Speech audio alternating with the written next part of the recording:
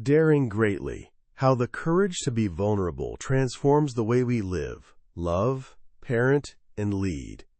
By Brene Brown, Ph.D., LMSW. Picture this: Paris, 1910. A man stands before a packed auditorium, the air practically humming with anticipation. This is Theodore Roosevelt. Yes, that Roosevelt.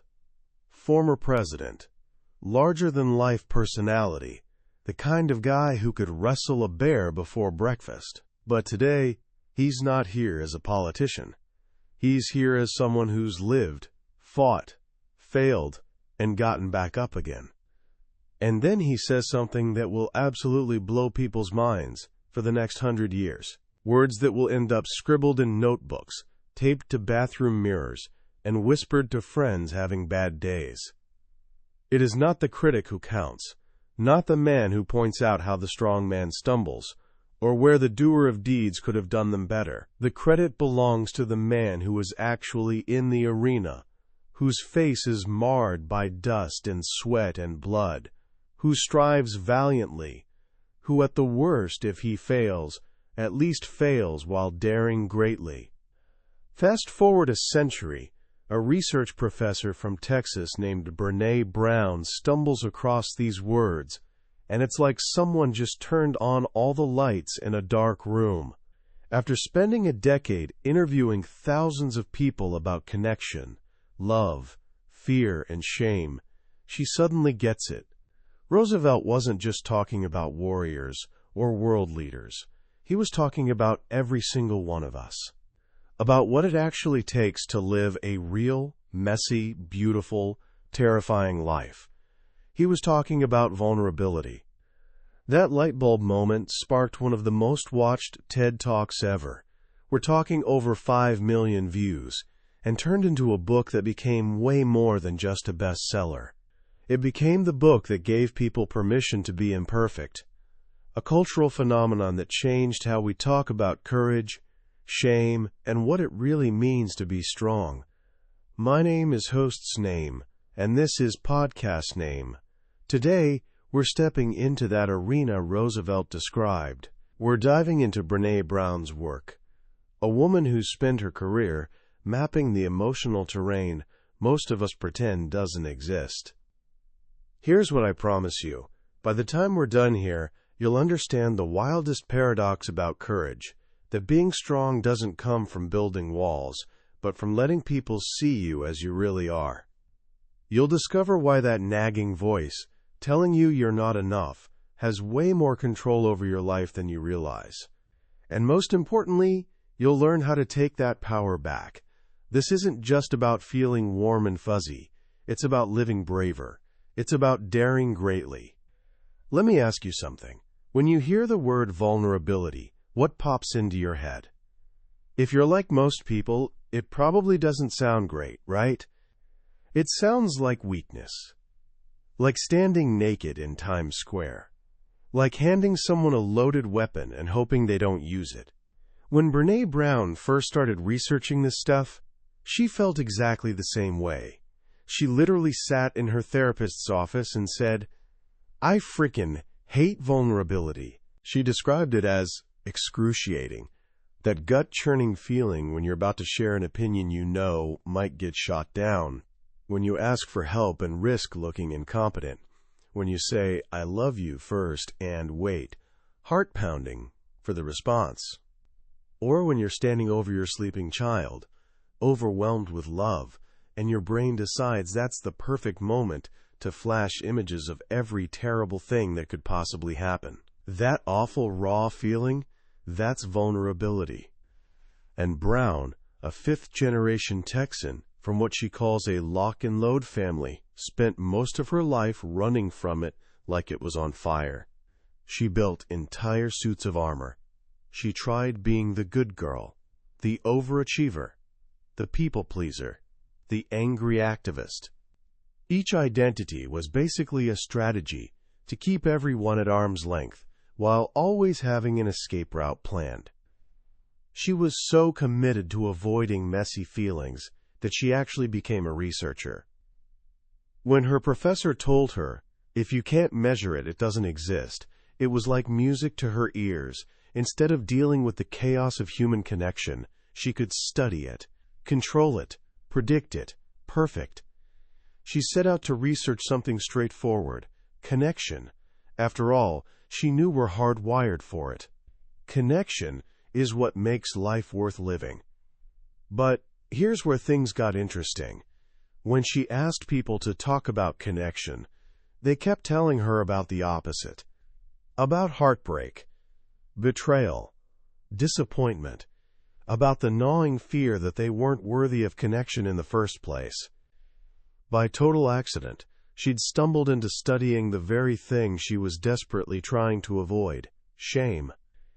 And this brings us to her first major discovery, the foundation everything else builds on. We're living in what Brown calls a culture of scarcity. What does that mean?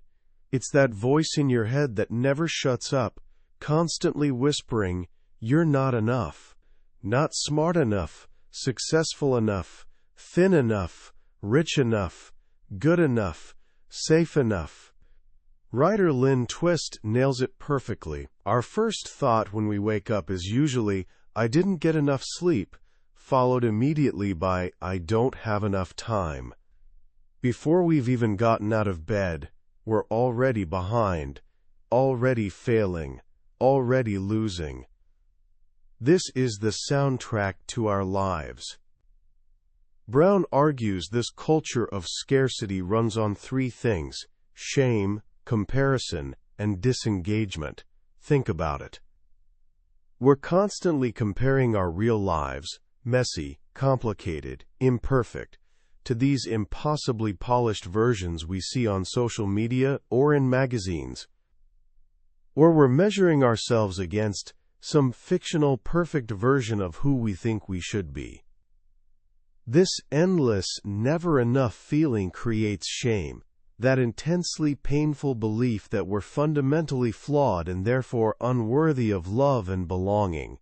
Shame, Brown says, is the fear of disconnection, and that fear is so powerful, so primal, that we'll do almost anything to avoid it. So what do? We armor up. We try to protect ourselves from ever feeling vulnerable. And we do this by buying into some seriously powerful myths. The first myth is that vulnerability equals weakness. Here's the weird thing. We see someone on stage sharing a raw, honest story about their struggles, and we think, wow, that person is so brave. But the thought of doing that ourselves? Absolutely terrifying. We have this bizarre double standard. Vulnerability is courage in you, but weakness in me. Brown defines vulnerability as uncertainty, risk, and emotional exposure. With that definition in mind, think about love. You're loving someone whose safety you can't guarantee, who might leave, who might hurt you. That's vulnerability. Putting your creative work out into the world with zero guarantee anyone will like it. That's vulnerability. To feel anything is to be vulnerable. To believe vulnerability is weakness is to believe that feeling is weakness. But here's the twist. Vulnerability is also where everything good comes from. It's the birthplace of love, belonging, joy, courage, empathy, and creativity. When you shut yourself off from the risk of feeling hurt, you're also shutting yourself off from everything that makes life meaningful. The second myth is, I don't do vulnerability. You hear this all the time. I'm an engineer, we don't do vulnerability. I'm in finance, we deal in numbers. I'm a guy, we don't do feelings. Brown's response? That's like saying, I don't do oxygen. Life is vulnerable. You can't opt out. The only choice you have is how you engage with the uncertainty and emotional exposure that are inevitable parts of being human. Pretending you don't do vulnerability doesn't make you invulnerable. It just means you're probably being controlling, perfectionistic, judgmental, or emotionally checked out. Vulnerability happens whether we acknowledge it or not. The third myth is that vulnerability is just word vomiting your feelings to anyone who'll listen. We see this in celebrity culture, where every personal crisis gets live tweeted. But that's not vulnerability, that's just oversharing. Brown makes a crucial distinction. Real vulnerability requires boundaries and trust. It's not about dumping your deepest secrets on strangers at a party. It's about sharing your story with people who've earned the right to hear it. This is where she introduces one of her most beautiful concepts, the marble jar.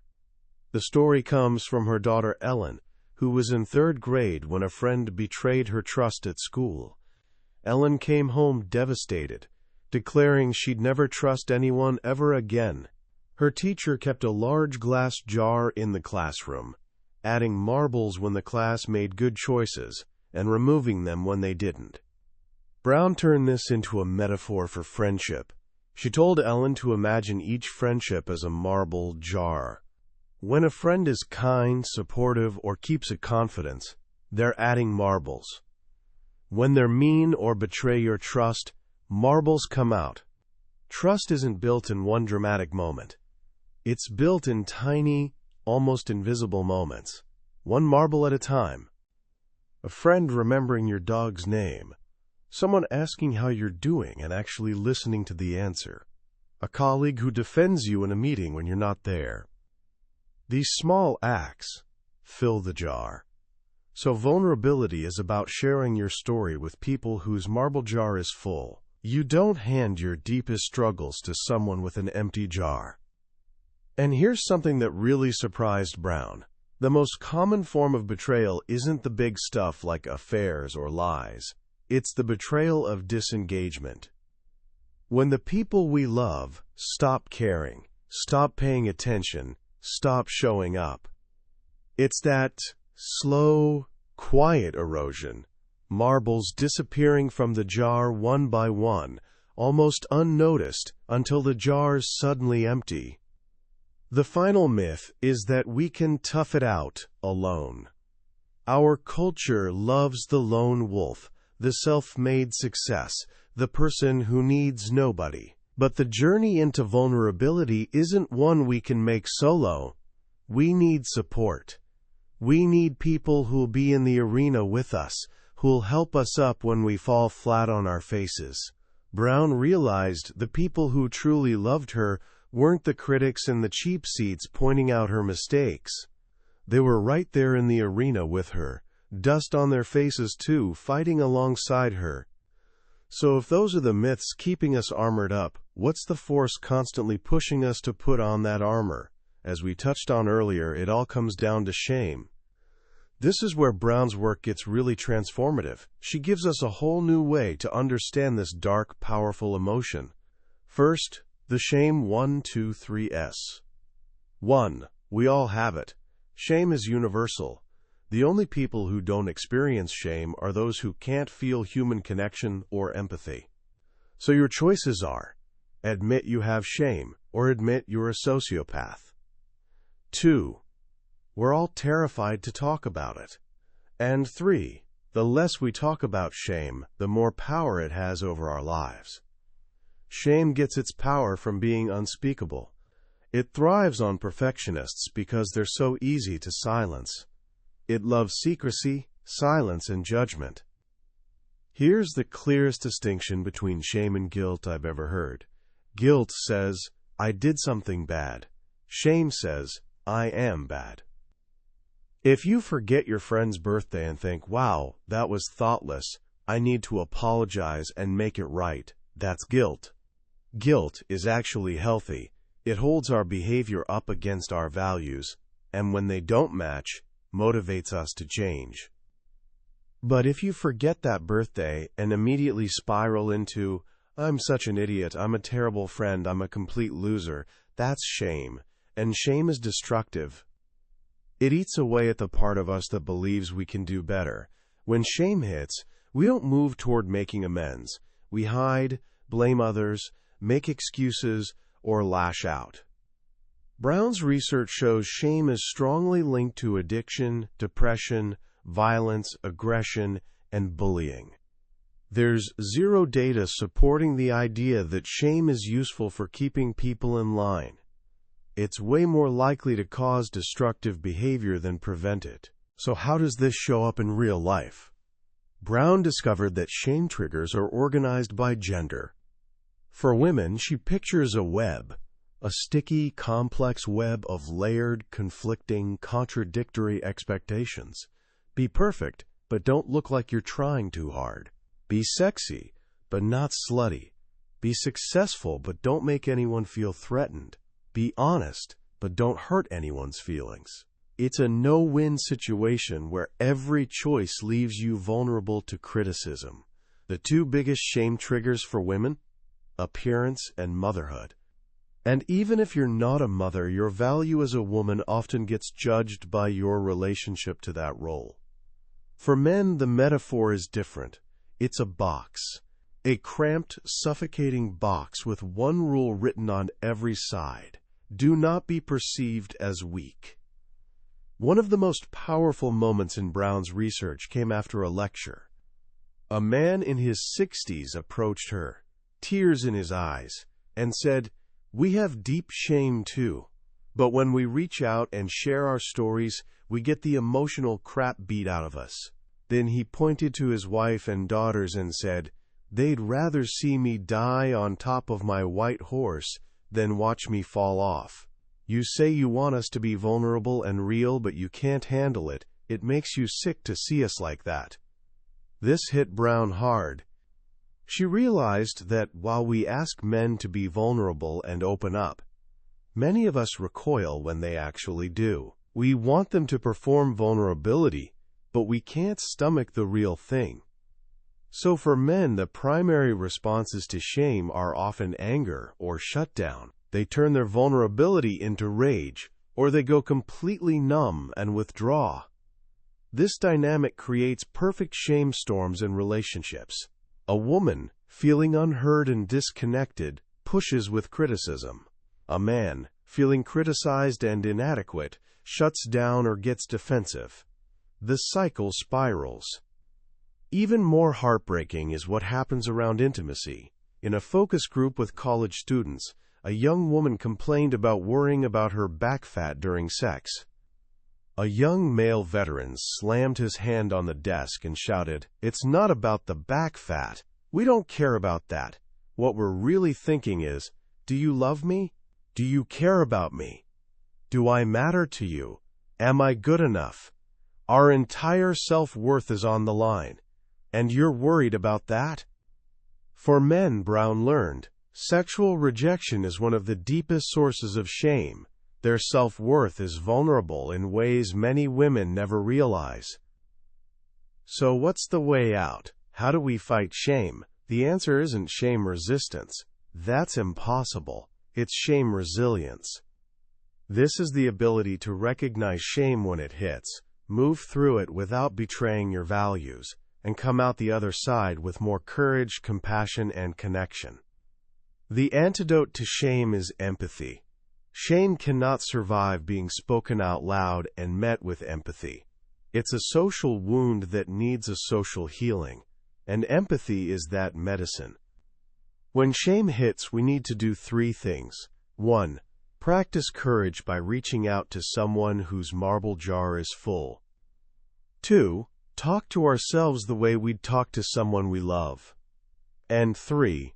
Own the story so we can write the ending. Now that we understand the forces pushing us to hide, scarcity, shame, and the myths about vulnerability, we can look at the actual armor. What does it look like in everyday life? Brown identifies 3 shields almost everyone uses. The first shield might surprise you: foreboding joy. Ever had a moment of pure happiness, only to immediately feel terrified?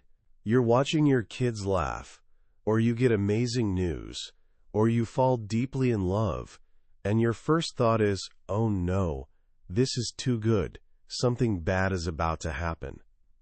That's foreboding joy. We're so scared of being blindsided by pain that we refuse to fully embrace joyful moments. We rehearse tragedy in our minds. Why? Because joy is the most vulnerable emotion we have. We're terrified that if we let ourselves feel it fully, we're inviting disaster, or the pain of losing it will destroy us.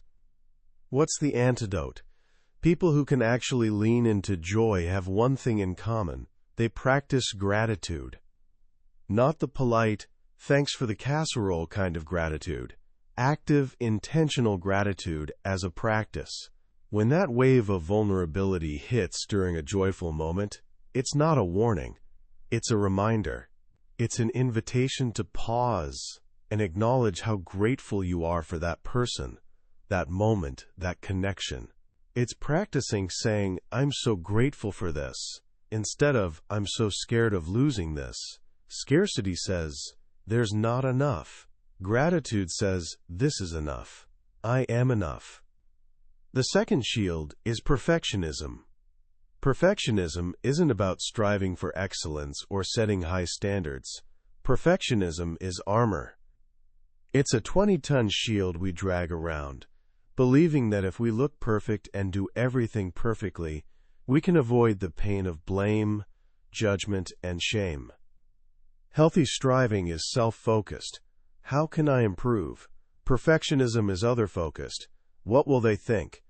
It's a hustle, constantly performing for an audience. And it's addictive, because when we inevitably experience shame or judgment, we don't question the logic of perfectionism. We just think we weren't perfect enough. Research shows perfectionism doesn't lead to success. It actually prevents it. It's linked to depression, anxiety, and paralysis. The fear of making mistakes keeps us out of the arena entirely.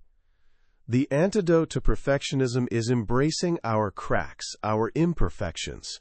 It's practicing self-compassion, treating ourselves with the same kindness we'd offer a good friend. It's about owning our messy stories.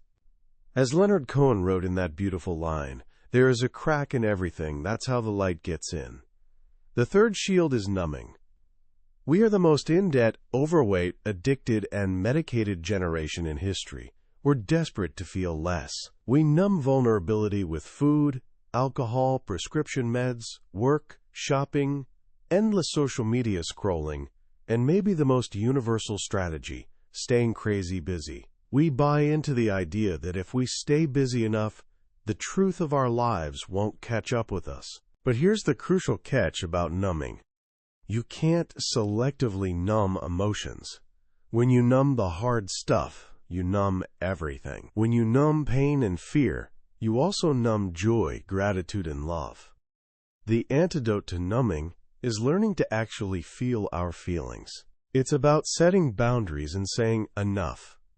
It's about leaning into the discomfort of difficult emotions instead of running from them. It's about distinguishing between real comfort and what author Jennifer Louden calls shadow comforts, things that feel comforting in the moment but leave a longer shadow over our lives, like the difference between savoring a piece of chocolate mindfully versus cramming an entire candy bar in your mouth without tasting it. The intention behind it matters. So here's where we are. We're living in a culture of scarcity, fueled by shame, that constantly pushes us to armor up. And that armor, foreboding joy, perfectionism, numbing, keeps us from the very lives we want to live. This brings us to the book's central call to action, minding the gap. The gap is that space between our aspirational values, what we say we believe in, and our practiced values, how we actually live.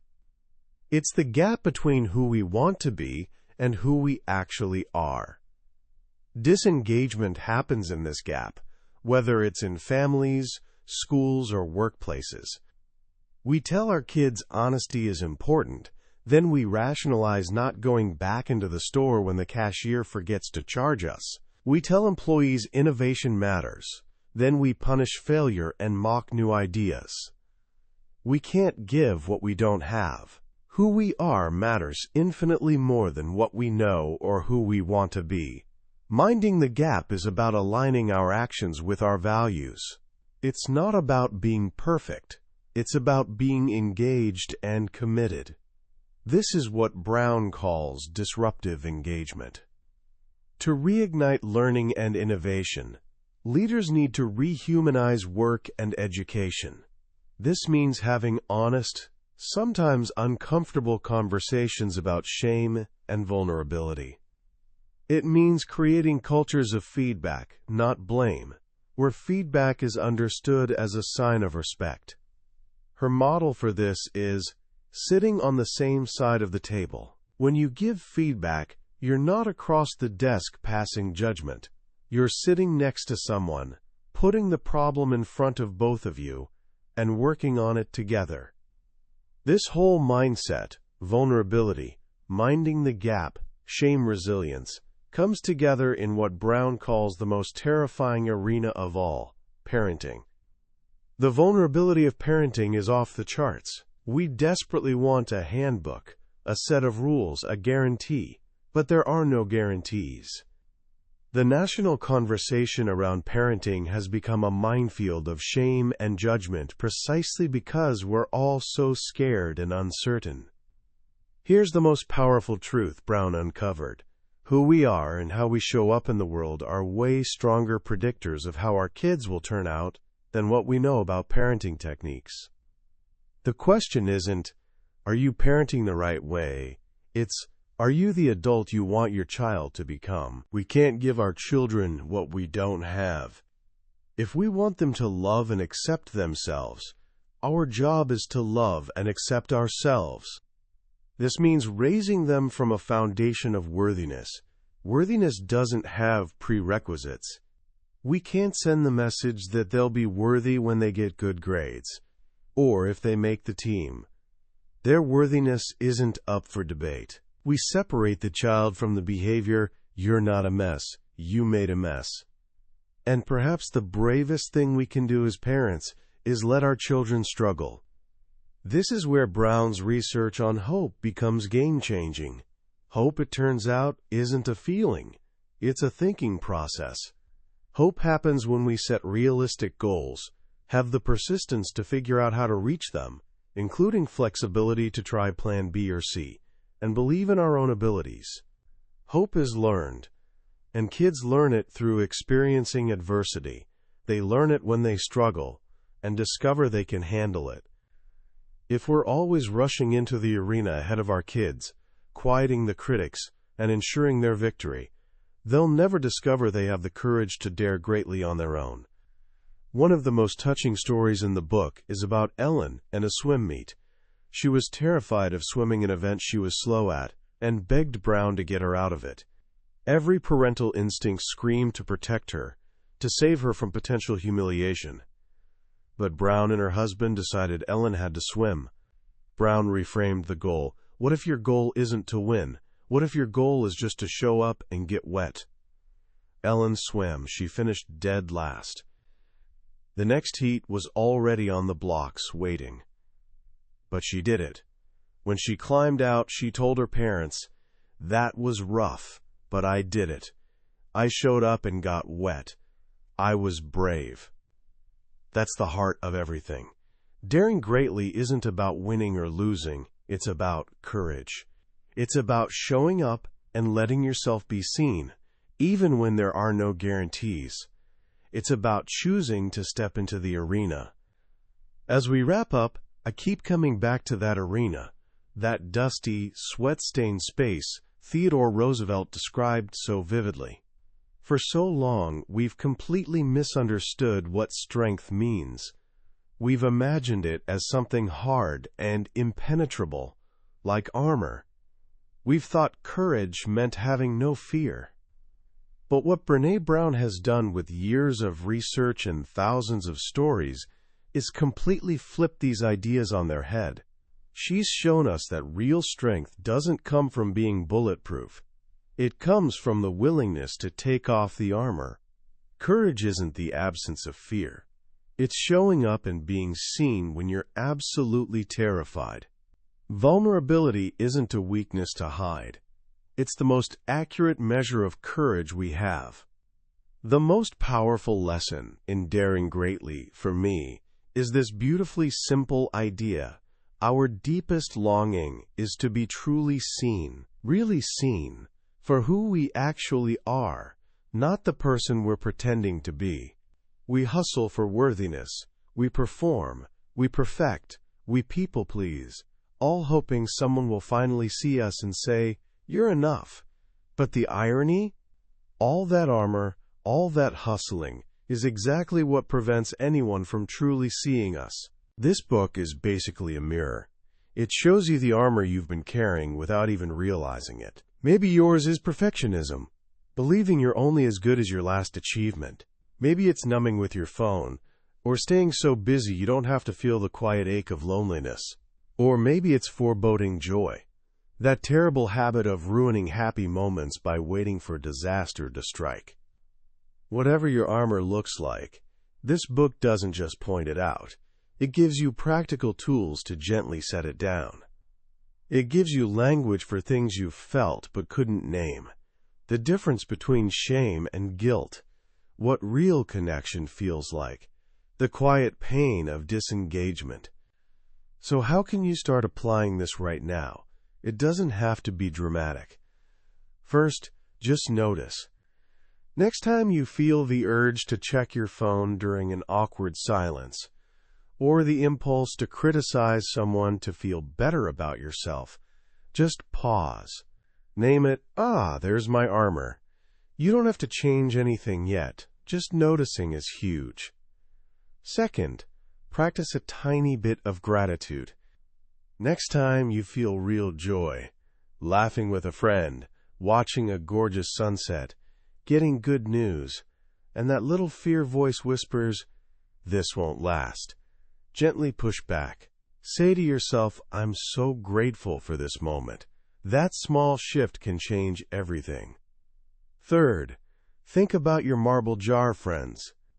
Who are the one or two people you can be your real messy self with? The people who've earned the right to hear your story. Make a small effort this week to invest in one of those friendships. Send a text. Make a call. Remember, trust builds one marble at a time. That was a summary of Daring Greatly by Brene Brown. We've covered the core ideas today, but here's the thing. A summary is like looking at a map of somewhere beautiful. The map shows you landmarks and roads, but it can never replace actually walking those paths, breathing that air, feeling the sun on your face. The real magic of this book happens in the quiet moments of reading, when a particular story or simple phrase resonates with you in an unexpected way. This summary is meant to help you decide if this book deserves your time and attention. If anything we talked about today sparked something in you, grab a copy. Reading it isn't just about learning information. It's an experience that can genuinely shift how you see yourself and the world. Also, if you found this valuable, please hit that like button and subscribe. It helps us know we're on the right track. And make sure you don't miss our next deep dive into another life-changing book. Let's keep learning and daring together.